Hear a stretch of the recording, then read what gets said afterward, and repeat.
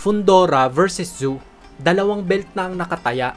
Crawford, 3-division undisputed champion. Pag-usapan natin yan mga trops, ngunit bago tayo magpatuloy, palike muna ng video and hit the notification bell button at pasubscribe na rin sa aking Easy Work Sports YouTube channel. Maraming salamat trops!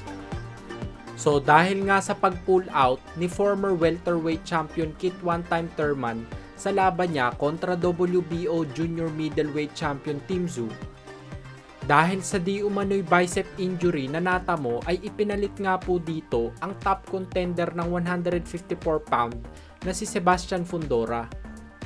Maaalalang hindi sanction ng WBO ang laban sana ni Tszyu at Thurman dahil bukod sa inactive ay hindi rank fighter itong si Thurman. Dahil sa pagpapalit na nangyari ay napagdesisyonan ng WBO na isanction ang laban ni Fundora at Tszyu para sa 154-pound world title belt. Hindi lang yan mga trops dahil sinanction din ng WBC ang matchup na ito para sa bakanting WBC 154-pound world title belt. So bali mga trops ay dalawang belt na ang nakataya dito. Kung sino ang manalo sa dalawa ay hihiranging bagong unified champion sa junior middleweight division.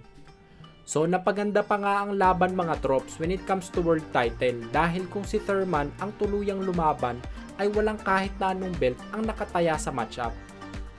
Sa kabilang banda naman po ay nag-utos ang WBO president na si Paco Valcarcel sa mananalo sa Tszyu versus Fundora fight na kinakailangan umpisahan agad ang negosasyon 5 araw pagtapos ng laban nila.